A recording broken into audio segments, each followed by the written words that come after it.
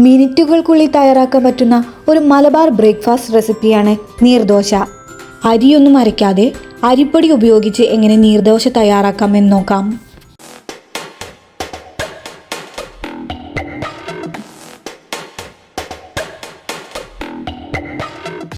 നീർദോശ തയ്യാറാക്കുന്നതിനായി ഞാനിവിടെ 1 കപ്പ് വറുത്ത അരിപ്പൊടി എടുത്തിട്ടുണ്ട്.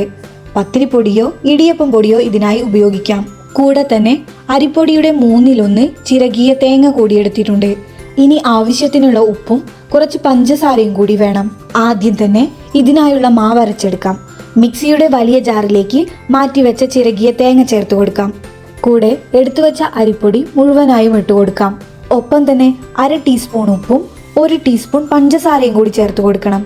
ഇനി മാവരയ്ക്കാൻ ആവശ്യത്തിനുള്ള വെള്ളം ചേർത്ത് കൊടുക്കാം. 1 കപ്പ് അരിപ്പൊടിക്ക് 1.5 കപ്പ് വെള്ളമാണ് ഈ സമയം ചേർത്ത് കൊടുക്കേണ്ടത്. വെള്ളം ഒഴിച്ചതിന് ശേഷം ഒരു സ്പൂണോ അല്ലെങ്കിൽ ഫോർക്കോ ഉപയോഗിച്ച് ഇതുപോലെ ഒന്ന് മിക്സ് ചെയ്തെടുക്കണം.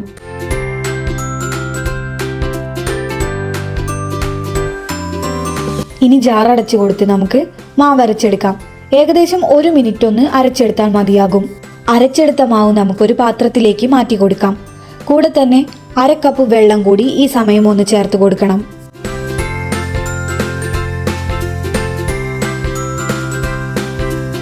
നന്നായി ഒന്ന് ഇളക്കി കൊടുത്തതിന് ശേഷം നമുക്ക് ദോശ ചുട്ടു തുടങ്ങാം. അതിനായി ഇതുപോലെ ഒരു നോൺ സ്റ്റിക്ക് പാനോ അല്ലെങ്കിൽ വക്കുള്ള ഒരു ദോശ തവയോ ഉപയോഗിക്കാവുന്നതാണ്.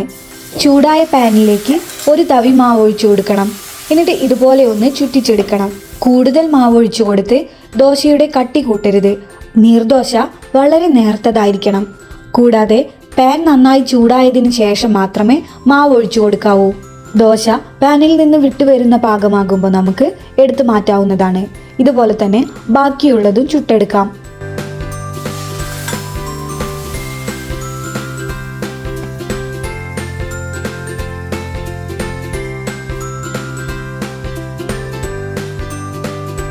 ചുട്ടെടുത്ത നീർദോശ നമുക്ക് കടലക്കറിയുടെ കൂടെയോ ഏതെങ്കിലും നോൺ വെജ് കറിയുടെ കൂടെയോ സെർവ് ചെയ്യാവുന്നതാണ്.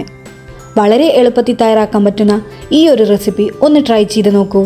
വീഡിയോ ഇഷ്ടമായാൽ ഒന്ന് ലൈക്ക് ചെയ്യാനും ചാനൽ ഇതുവരെ സബ്സ്ക്രൈബ് ചെയ്തില്ലെങ്കിൽ ഒന്ന് സബ്സ്ക്രൈബ് ചെയ്യാനും മറക്കല്ലേ.